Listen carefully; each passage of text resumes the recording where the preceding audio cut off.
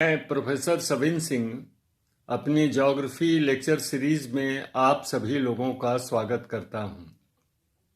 आज हम तापीय प्रतिलोमन के द्वितीय भाग अर्थात तापीय प्रतिलोमन के महत्व और प्रभावों पर चर्चा करेंगे। Today I will discuss the effects and significance of inversion of temperature. एक बात मैं आपको पहले बता दूं कि आज जो मैंने यह टाई पहनी हुई है इसे हमने 1985 में मैनचेस्टर में खरीदा था। अभी 35 इयर्स तक ये उसी तरह से बनी हुई है। ये तो मैं बता ही चुका हूं आप लोगों को कि 1985 में मैनचेस्टर यूनिवर्सिटी में मैं कॉन्फ्रेंस में रिसर्च पेपर प्रस्तुत करने के लिए गया हुआ था। तो तापीय प्रतिलोमन के प्रभावों को हम दो वर्गों में विभाजित करते हैं। नंबर 1, मनुष्य के स्वास्थ्य पर प्रभाव। नंबर 2, मनुष्य के क्रियाकलापों पर प्रभाव। So the effects of inversion of temperature may be grouped in two major classes. Number 1, effects on human health and wealth, and number 2, effects on his economic activities. तो तापीय प्रतिलोमन में जैसा हम जानते हैं हम लोग कि ऊपर गर्म वायु की परत होती है और नीचे ठंडी वायु की परत होती है, जिस कारण ऊपर की स्थित गर्म वायु की परत भी ठंडी होती है और उसका उष्मांक प्राप्त हो जाता है, जिस कारण कोहरे की स्थिति उत्पन्न हो जाती है। As we know that in inversion of temperature warm air layer overlies cold air layer. With the result, the warm air is cooled from below and the condensation level and the dew points are reached. With the result, the tiny water droplets are formed and this is called fog. तो inversion of temperature का पहला प्रभाव होता है कि इसके कारण कोहरा पड़ता है और ये कोहरा जो है कई तरह से हानि पहुंचाता है। The resultant fog causes different types of adverse effects on human health and economic activities.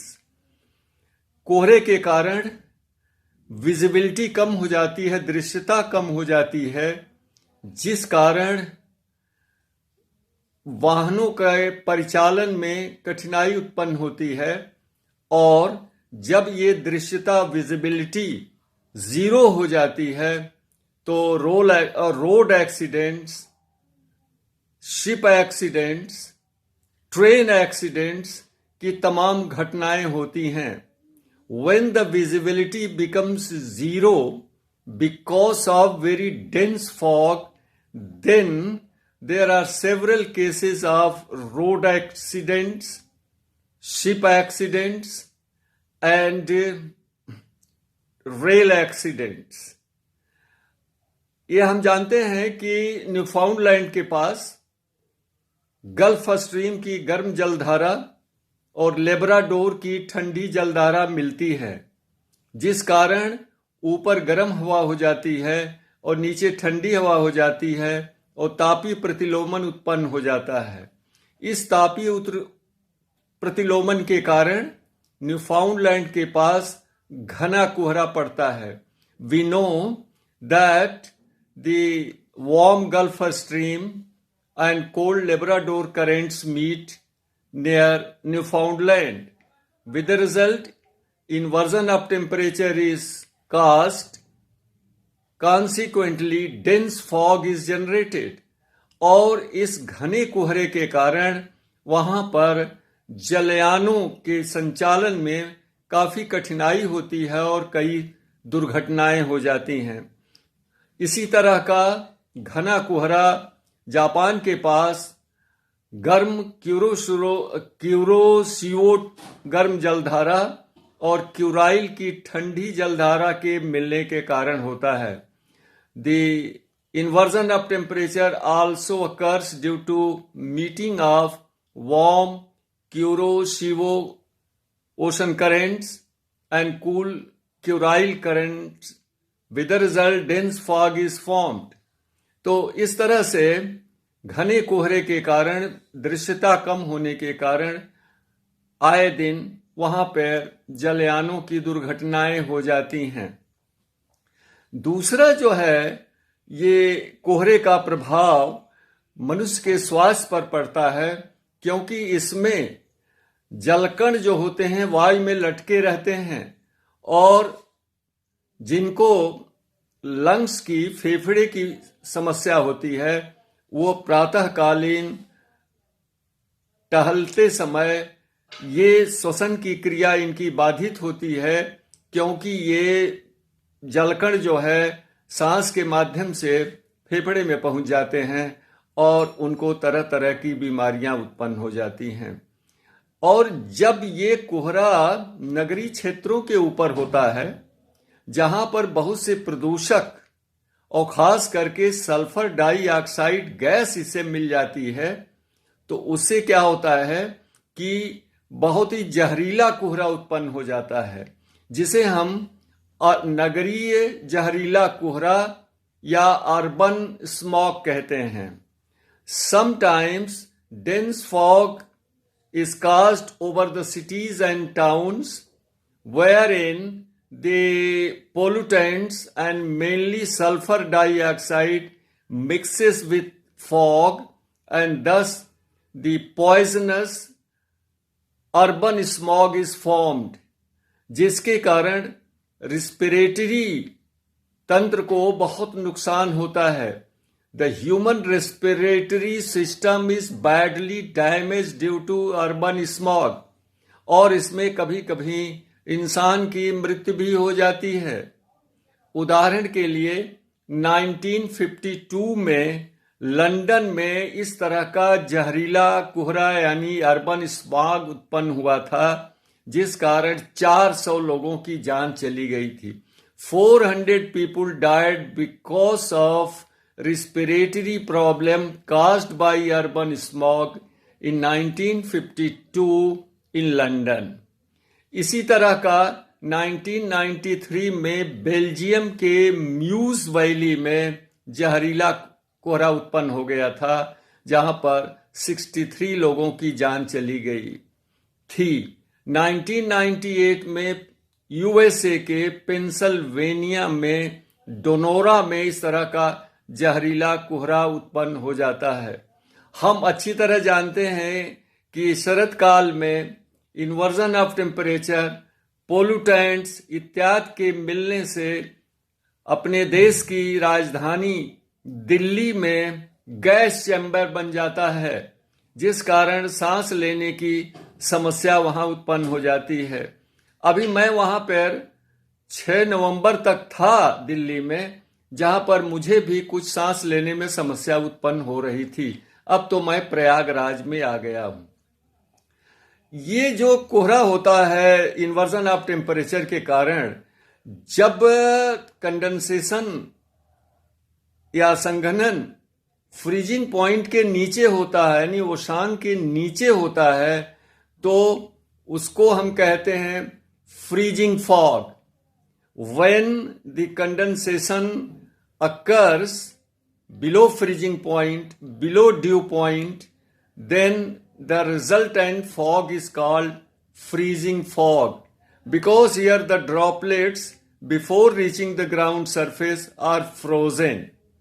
इस तरह के फ्रीजिंग फॉग को वेस्टर्न संयुक्त राज्य अमेरिका में पोंग निप कहते हैं, और ये पर्वतीय घाटियों में इस तरह का होता है, जहां पर फसलों को बड़े पैमाने पर नुकसान होता है।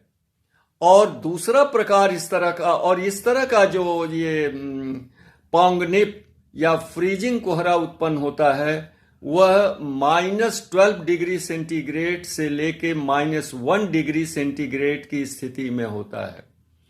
और जब कोहरे के समय जलकण जो होते हैं वो छोटे छोटे असंख्य हिमकणों में बदल जाते हैं, तो इनको कहते हैं frozen fog. So the frozen fog is formed because of formation of numerous tiny ice crystals caused by inversion of temperature and resultant fog। और इस तरह का जो फ्रोजन फॉग होता है वह -35 डिग्री सेंटीग्रेड पर उत्पन्न होता है। ये फ्रीजिंग फॉग और फ्रोजन फॉग दोनों जो है वो फलों की खेती के लिए, सब्जियों की खेती के लिए और कई कृषि फसलों के लिए बहुत ही हानिकारक होते हैं। पूरा का पूरा ये उत्पन्न हो जाता है, नष्ट हो जाती हैं फसलें। और इस इन्वर्जन ऑफ टेम्परेचर में जब संघनन जो है वो फ्रीजिंग पॉइंट के नीचे होता है तो पाला उत्पन्न हो जाता है। Frost is caused, and this frost is very much injurious for several types of crops like tomato, potato, peas यानी टमाटर, आलू, मटर, तुर, अरहर जिसे हम कहते हैं, and many more. Tea plantation, coffee plantation. This is the reason that the valley floors are avoided for coffee plantation in Brazil, and upper part of the valleys are utilized for plantation of coffee in Brazil। यही कारण है कि Brazil में घाटियों की तली को छोड़ देते हैं क्योंकि वहां पाला पड़ जाता है। घाटियों के ऊपरी भाग में ही कॉफी का पौधरोपण करते हैं।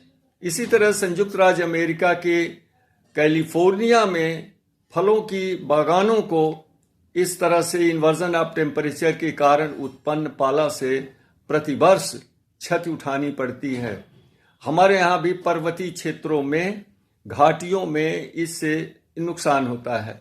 और भारत के गैंजेटिक प्लेन में, गंगा के मैदान में जाड़े के दिनों में इन्वर्जन ऑफ टेम्परेचर होने से अक्सर घना कोहरा लंबे समय तक पड़ता है, जिसका सीजन अब आने ही वाला है। तो इससे हमारे गेहूं की फसल, मटर की फसल, चना की फसल यानी peas, wheat, gram, all this and mustard plants, सरसों के पौधे क्षतिग्रस्त हो जाते हैं, जिस कारण बहुत ही बड़ा आर्थिक नुकसान होता है। तो इन्वर्जन ऑफ टेम्परेचर के कारण उत्पन्न कोहरा जो सबसे बड़ा दोषी होता है, जिसके कारण मानव स्वास्थ्य दुष्प्रभावित होता है, ट्रैफिक संचालन में कठिनाई उत्पन्न होती है, बहुत से इसमें दुर्घटनाएं हो जाती हैं और फसलों को, कृषि को बड़े पैमाने पर नुकसान उठाना पड़ता है। और नेक्स्ट जो इसका प्रभाव होता है इन्वर्जन ऑफ टेम्परेचर से, वो वायुमंडल में स्थिरता उत्पन्न हो जाती है। Inversion of temperature causes atmospheric stability, और जिस कारण वायु में ऊपर और नीचे की ओर संचलन स्थगित हो जाता है। Upward and downward movement of air in the lower atmosphere is stopped because of stability caused by inversion of temperature, and this condition causes dry weather and anticyclonic conditions। नतीजा क्या होता है कि वर्षा नहीं होती है, शुष्क मौसम होता है, और एटमॉस्फेरिक स्टेबिलिटी के कारण पोल्यूशन डोम्स बन जाते हैं, खास करके नगरीय क्षेत्रों के ऊपर। Pollution domes are formed over the cities and towns mainly. Why? Because of the mixing of pollutants and smokes and several gases such type of, you can say, the layer is formed over the cities and towns that we call it pollution dome, and that is very much injurious to human health and wealth. तो इस तरह से inversion of temperature का मौसमी प्रभाव, मानव स्वास्थ्य पर प्रभाव और मानव के आर्थिक क्रियाकलापों पर प्रभाव पड़ते हैं जो नकारात्मक होते हैं, निगेटिव इम्पैक्ट्स होते हैं, नॉट पॉजिटिव इम्पैक्ट्स। लेकिन कहीं कहीं पर यह कोहरा मुफीद भी होता है, फायदेमंद भी होता है। जैसे अरब के यमन की पहाड़ियों पर जो कहवा की खेती होती है, उसको बहुत, चूंकि वहाँ सूर्यातप तीव्र गति से आता है, इसलिए पौधों को नुकसान होता है। लेकिन जब कोहरा हो जाता है, सो दस that fog protects the coffee plants from the scorching sunlight, and therefore the mocha coffee of Yemen Arab is very very famous in the world market. बहुत प्रसिद्ध है मोचा कहवा, जो अरब की पहाड़ियों में उत्पन्न होता है। यहाँ पर एक कोहरा लाभप्रद भी होता है। इस तरह से कोहरा जो कि इन्वर्जन ऑफ टेम्परेचर से उत्पन्न होता है, वह ज्यादातर हानिकारक ही होता है। आज बस इतना ही। अब हम आगे जलवायु विज्ञान में सबसे महत्वपूर्ण टॉपिक प्रारंभ करेंगे, जो कई भागों में होगा, क्लाइमेट चेंज। नमस्कार।